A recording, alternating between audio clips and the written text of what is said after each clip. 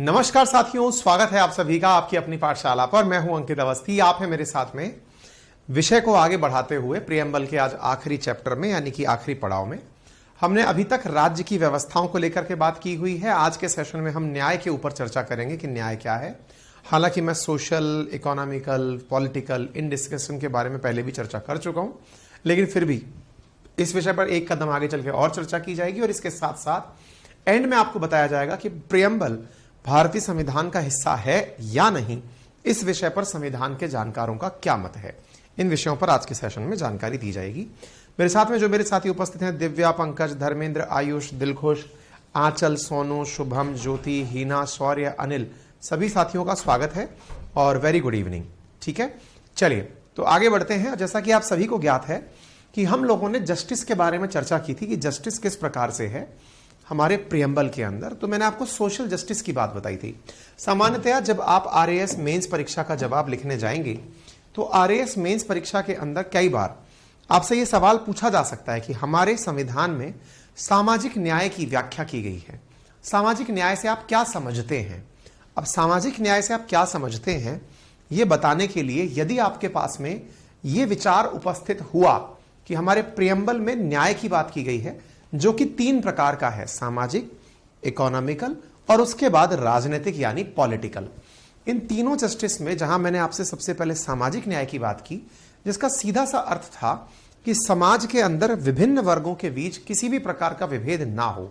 आपको याद होगा कि गत लेक्चर में मैंने आपसे यह कहा था कि आरक्षण इटसेल्फ सामाजिक न्याय की एक व्यवस्था को ही पुष्ट करता है, मजबूत करता है, क्योंकि आरक्षण का तात्पर्य ही यह निकाला जाता है कि इसकी वजह से समाज के उन वर्गों को, चाहे महिलाओं को आरक्षण हो, चाहे दिव्यांग जनों को आरक्षण हो, चाहे बच्चों के लिए कोई स्पेशल एफर्ट हो, चाहे धर्म के आधार पर आरक्षण हो, चाहे जाति के आधार पर आरक्षण हो, चाहे आर्थिक आधार पर आरक्षण हो, ये सभी चीजें कहीं ना कहीं समाज में बराबरी करने के लिए अपना रोल प्ले करती हैं। ठीक है,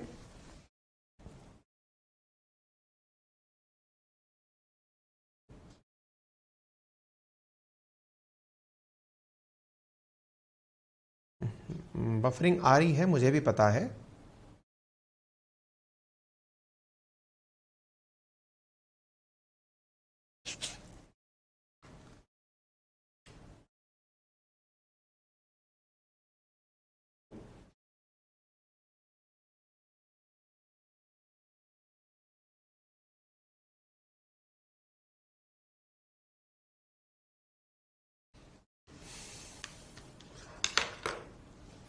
आज हमारी मॉर्निंग की क्लास में भी यही दिक्कत आ रही थी।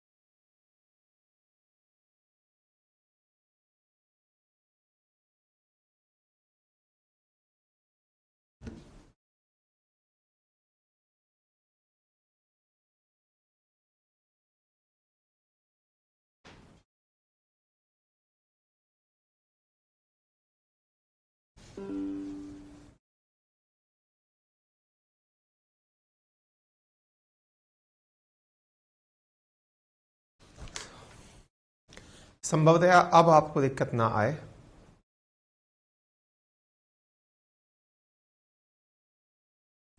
आज सुबह भी दिक्कत आ रही थी, पता नहीं, मतलब कुछ उन्होंने कॉन्फ़िगरेशंस बताए हैं जिसके करने से शायद चीजें दूर हो जाएं, तो मैंने वो किया है। ठीक है, अच्छा, अब सवाल आता है इकोनॉमिक जस्टिस क्या है। It means such a system in which there is an end to economic inequality, there is no privilege on the basis of economic। मतलब अर्थ के आधार पर कि कौन ज्यादा पैसे वाला है, कौन कम पैसे वाला है, इस आधार पर अगर किसी को महत्व ना दिया जाए तो वो इकोनॉमिक जस्टिस की बात करता है। क्या ऐसा है हमारे देश में? बिल्कुल है। जब हमारा देश आजाद हो रहा था, मैंने उस समय भी आपको कहा था कि जमींदारों के पास में बहुत ज्यादा धन का संग्रह था। धन का संग्रह से मतलब उनके पास बड़ी बड़ी जमीनें थी। अंग्रेजों के चले आ रहे काल से उनके पास में खूब सारा स्थान, पैसा, सब कुछ था। देश की आजादी के बाद में ये प्रयास किए गए और इसी कारण से जो केशवानंद भारती मामला है, जिसके अंदर बहुत ज्यादा अपन चर्चा करते हैं कि हाँ देश के अंदर बेसिक स्ट्रक्चर का फीचर निकल कर आया, वो केशवानंद भारती मामला भी असल में एक मठ का ही मामला था, जिस मठ के पास में बहुत सारी जमीन थी, लेकिन उस जमीन के कारण उस जमीन को सरकार लेना चाहती थी आर्टिकल 39 के तहत, और उसी के चलते सारा विवाद पैदा हुआ था। यानी किसी के पास में एक साथ बहुत सारा स्थान जमीन कुछ ना हो, यह तय करना इकोनॉमिक जस्टिस का पार्ट है ना। सबके पास चीजें उपलब्ध रहे, सरकार का प्रयास रहे कि लोगों तक वो सारी चीजें पहुंचे। आपने बहुत बार देखा होगा सरकार के द्वारा समय समय पर इस प्रकार के प्रयास किए जाते हैं। जैसे कई बार आपने देखा हो कि बहुत सारे लोगों के पास जमीन होती है, खेत सारे, खलियान बहुत सारे होते हैं, अचानक सरकार का आदेश आता है और सरकार का आदेश आता है कि इस पूरी भूमि को अब हमारे द्वारा अवाप्त किया जाएगा। अवाप्त का मतलब भूमि का अधिग्रहण किया जाएगा। और आपने कई बार देखा होगा बहुत सारे किसान आंदोलन इस बात के लिए होते हैं कि सरकार के द्वारा उनकी जमीन को अधिग्रहित क्यों कर लिया गया है, या सरकार के द्वारा उनकी जमीन की अवाप्ति क्यों कर ली गई है, जमीन को क्यों ले लिया गया है। फिर सरकार कहती है चिंता की कोई बात नहीं है, हमारे द्वारा आप लोगों को इस विषय के ऊपर जमीन का कंपनसेशन दे दिया जाएगा, लेकिन जमीन आप तक नहीं रहने दी जाएगी। आपने कई बार इस प्रकार की न्यूज देखी होंगी और आपने कई बार देखा भी होगा कि किसानों के आंदोलन फिल्मों में भी दिखाए गए हैं, जिस पर भूमि अधिग्रहण बहुत बड़ी चीज बनती है। आपके आसपास कहीं भी कोई सड़क वगैरह निकल रही हो, भूमि अधिग्रहण जब आप देखते हैं तो वो असल में सामाजिक न्याय के बाद जो आर्थिक न्याय है कि भाई जमीन किसी के पास है, सरकार उसे ले लेगी। अब सरकार क्या करेगी उस जमीन का? हो सकता है गरीबों का पुनर्वास कर दे, हो सकता है जिनके पास जो लैंड लेस लेबर्स हैं उनको डिस्ट्रीब्यूट कर दे कि आप यहां पर रहे, या फिर संभवतः सड़क का निर्माण कर दे, संभवतः इंडस्ट्रियल एरिया का निर्माण कर दे। ये समाज सरकार के ऊपर है, ठीक है। तीसरी चीज होती है राजनीतिक न्याय। अच्छा, अब इसमें क्या होता है, कई बार राजनीतिक न्याय शब्द जब हम देखते हैं तो फीलिंग ये आती है कि कहीं राजनीतिक न्याय का अर्थ ये तो नहीं है कि राजनीति के अंदर किसी के साथ भेदभाव नहीं होगा, यानी कि सभी लोग जो है राजनीति के अंदर बराबरी से ट्रीट किए जाएंगे। नहीं, राजनीतिक न्याय का मतलब है राजनीतिक प्रक्रिया जो चल रही है। क्या प्रक्रिया चल रही है? जैसे आप में से बहुत सारे लोग वोट देने जाते हैं, आप में से बहुत सारे लोग चुनाव में खड़े होने की मंशा रखते हैं, भारतवर्ष में बहुत सारे लोग चुनाव में वाकई में खड़े भी होते हैं। क्या उन सब चीजों में किसी भी प्रकार का कोई भी बैरियर है क्या? बोले क्या पहले होता था क्या? बिल्कुल होता था। पहले एक नियत आय से ऊपर वाले ही लोग वोट दे सकते थे, यानी कि इनकम के आधार पर वोटिंग देने का लॉ था। पहले कभी भी यह हाल नहीं था जो आज है कि आपकी बस उम्र ही एक क्राइटेरिया है, इतने साल के हुए तो आप वोट देने पहुंच जाएंगे। आज जो हालात हैं कि कोई भी व्यक्ति वोट देने जा सकता है, सबका जनमत कीमती है, ये पहले नहीं हुआ करता था। पहले आमदनी के आधार पर ऐसा होता, यानी कि राजनीति में आप गरीब हैं, अमीर हैं, सभी जगह समानता का वास है। यह अपने आप में राजनीतिक न्याय को दर्शाता है, ठीक है।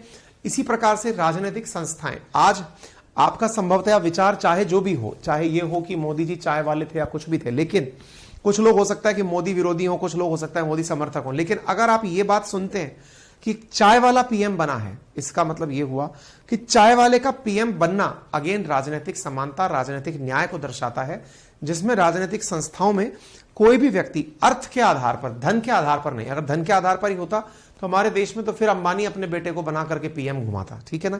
ये चीज हो गई। तीसरा, इसके अलावा कानून का शासन राजनीतिक न्याय की परिभाषा देता है। कैसे? अगर मान लीजिए कि कई बार आपने खबर सुनी होगी कि सलमान खान हो या संजय दत्त हो, इन्हें आपने सलाखों के पीछे देखा है, इन्हें आपने पनिशमेंट पाते हुए देखा है। इतना ही नहीं, बहुत सारे बड़े बड़े नेता ऐसे हैं, लालू प्रसाद यादव जो कि एक समय पर बहुत बड़ी पहचान अपनी राजनीति में लिए घूमते थे, लंबे समय जेल में काट के आए हैं। अगर ऐसा होता कि वो तो खुद कानून निर्माता रहे हैं, क्यों? क्योंकि भाई सांसद रह चुके हैं, सांसद का मतलब ही कानून निर्माता होता है। ऐसी स्थिति में जो व्यक्ति खुद लेजिस्लेटर रह चुका है, खुद सीएम रह चुका है, अगर वो जेल जा रहा है, इसका मतलब क्या हुआ कि जेल जाते समय भी अगर ये स्थितियां पैदा हो रही हैं, इसका मतलब कानून ने इस बात पर विभेद नहीं किया कौन अमीर है कौन गरीब है। तो उम्मीद है आप लोगों को यह बात अच्छे से अब प्रॉपर तरीके से समझ में आ गई होगी, क्लियर हो गई होगी, ठीक है। ठीक है ना, यहां तक सारी बातें समझ में आ गई? हाँ जी। एक बालक बोल रहे हैं सर वक्फ बोर्ड की जमीन, इसके ऊपर एक सेशन करेंगे अपन, है ना, इसके ऊपर चर्चा करेंगे, ये लेंगे। अब जो मैंने ये 3 टर्म यूज किए हैं, सामाजिक न्याय, आर्थिक न्याय, इनके ऊपर हम डीपीएसपी जो हमारे क्या कहते हैं ना, नीति निदेशक तत्व हैं, उनमें भी कुछ आर्टिकल्स पर्टिकुलरली इनके लिए यूज किए गए हैं। जैसे मैं आपको बताऊं, हमारे जो नीति निदेशक तत्व हैं, क्या होते हैं नीति निदेशक तत्व, ये जान लीजिए। हमारे संविधान निर्माताओं के द्वारा जब संविधान बनाया गया तो कुछ तो हमें गारंटीड अधिकार दिए गए, जिन्हें आपने मूल अधिकार कहा, और कुछ अधिकार ऐसे हुए जो प्रॉमिस कर दिए गए कि जब आप काबिल होंगे तब दे दिए जाएंगे। तो जो अधिकार हमें डे 1 पे गारंटीड दिए गए थे वो तो थे मूल अधिकार, और जब आप काबिल होंगे यानी कि जब देश के पास में संसाधन होंगे, पैसा होगा, उस समय के लिए यानी कि भविष्य के लिए जो हमें अधिकार दिए गए वो नीति निदेशक तत्व कहेगा। यानी देश की सरकारों के द्वारा नीति निदेशक तत्वों को ध्यान में रख करके ही कार्य किया जाएगा, यह विचार लिया गया। तो हमारे नीति निदेशक तत्वों में इन आर्टिकल्स के माध्यम से पता चलता है कि प्रियम्बल के अंदर जो सपना देखा गया है वो सही है। अर्थात सामाजिक न्याय के अंदर अगर कोई आपसे ये पूछ ले कि बताइए कौन से आर्टिकल्स ऐसे हैं जो ये स्पष्ट करते हैं कि देश में सामाजिक न्याय की स्थापना हो रही है, तो आर्टिकल 14 ये बताता है, 15 ये बताता है। क्यों? क्योंकि इन दोनों की ही भाषा के अंदर ये लिखा हुआ है कि स्टेट विल नॉट, मतलब स्टेट के द्वारा, राज्य के द्वारा विभेद नहीं किया जाएगा। किस आधार पर? जाति, जन्म का स्थान, लिंग, नस्ल, इन आधार पर इनके द्वारा विभेद नहीं किया जाएगा। यहां पर यह है। 17 के अंदर अस्पृश्यता की बात की गई है। 23-24 के अंदर जब यहां से आगे की तरफ आप बढ़ेंगे तो बालकों से और फिर बाल अपचारों से, धर्म से रिलेटेड बातें की गई हैं। तो इस प्रकार से जो ये आर्टिकल्स हैं ये अपने आप में क्या बताते हैं कि हमारे देश में मूल अधिकारों के माध्यम से भी सामाजिक न्याय की स्थापना की बात की गई है, और भाग 4 जो नीति निदेशक तत्वों का है उसके माध्यम से भी इस बारे में बात की गई है। ठीक है। आर्थिक न्याय के बारे में कहां कहा गया है? जब मूल अधिकार पर चलेंगे तब आप इसके बारे में और जान पाएंगे।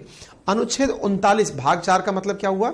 नीति निदेशक तत्व भाग 4 के अंदर आते हैं, वहां पर इसके बारे में आर्थिक न्याय की बात की गई है। समान कार्य के लिए समान वेतन मिलेगा, धर्म का संकेंद्रण किसी के पास नहीं होगा, 39B 39C, ये सब बातें कहां की गई हैं?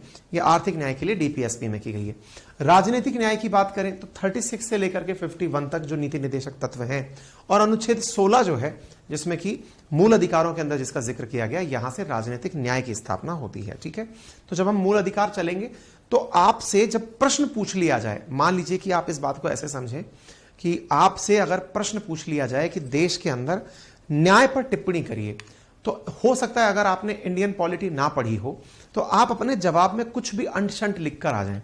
लेकिन जब आपसे यह पूछ लिया जाए कि देश में न्याय के ऊपर टिप्पणी कीजिए, तो आपको, या फिर संविधान में न्याय की व्याख्या कीजिए, तो आपको न्याय का अर्थ supreme court, high court, district court से नहीं लिखना है। यह बात अगर आपको मेरी इतने देर के भाषण में समझ में आ गई है तब तो आप सही दिशा में हैं, और अगर नहीं समझ में आई है तो आप गलत दिशा पकड़ लिए हैं। ठीक है ना। अगर आपको संविधान के अंदर न्याय की परिभाषा के बारे में कहा गया है तो आपको न्याय के नाम पर ये सारी टर्मिनोलॉजीज बतानी पड़ेंगी। हमारे संविधान के अंदर, प्रियम्बल के अंदर इन टर्म्स के अंदर न्याय की बातें की गई हैं। न्याय 3 प्रकार का है। 3 प्रकार के न्याय में पहला, दूसरा, तीसरा ये न्याय है। पहले न्याय के अंदर इस प्रकार की व्याख्या है, दूसरे न्याय में इस प्रकार की व्याख्या है, तीसरे न्याय के अंदर इस प्रकार की व्याख्या है। और अगर आपको आर्टिकल्स याद रह जाएं कि किस आर्टिकल में क्या लिखा हुआ है, तो उसे फिर आप सोने पे सुहागा समझिएगा। आपको न्याय की पूरी तरह से पहचान या पकड़ हो जाएगी, ये मानकर चलिए। ठीक है। तो संभवतया आप इस बात से आप संतुष्ट होंगे कि न्याय क्या है। अब न्याय पर हमारे कई शीर्ष नेताओं का क्या मत था? तो नेहरू जी और अंबेडकर जी जो संविधान के निर्माता थे, उनका कहना था कि आर्थिक न्याय के बिना राजनीतिक न्याय निरर्थक है। इसीलिए सामाजिक और आर्थिक न्याय को राजनीतिक न्याय से उच्चतम स्थान दिया गया है। आपको याद होगा, मैंने आपको जिस दिन प्रियम्बल डिस्कस किया था उस समय पर मैंने 3 टर्म लिखी थी। क्या लिखी थी? मैं एक बार के लिए आपको लेके चलता हूं प्रियम्बल के मेन पेज पे, जहां पर मैंने आपको यह कहा था कि हमारे न्याय में एक सीक्वेंस है। जस्टिस के कार्यक्रम में एक सीक्वेंस है। क्या सीक्वेंस है? सोशल यानी सामाजिक, इकोनॉमिक यानी आर्थिक, और पॉलिटिकल यानी राजनीतिक। नेहरू जी और अंबेडकर जी का यह मानना था कि जब तक देश में सामाजिक और आर्थिक न्याय स्थापित नहीं होगा, राजनीतिक न्याय का कोई औचित्य नहीं है। कई बार मेंस के अंदर इस प्रकार से यह प्रश्न उठाकर डाल दिया जाता है, एज इट इज डाल दिया जाता है। क्या डाल दिया जाता है? कि जब तक देश में सामाजिक और आर्थिक न्याय नहीं होगा, राजनीतिक न्याय का कोई अर्थ नहीं है। यह पंक्ति लिख दी और एंड में लिख दिया व्याख्या करिए। अंग्रेजी में इसी चीज को लिख करके क्या कह दिया लास्ट में? एक्सप्लेन कीजिए। आपको यहां पर यदि यह याद रह जाए कि ये पंक्ति किसकी है, तब तो समझिए आपने पहले ही लिखते ही सामने वाले की नजर में एक स्पेशल स्थान बना लिया। आपने लिखते ही पहले ही नजर में उसके दिमाग में ये जगह बना ली कि इसे पता है कि यह कथन नेहरू जी और अंबेडकर जी का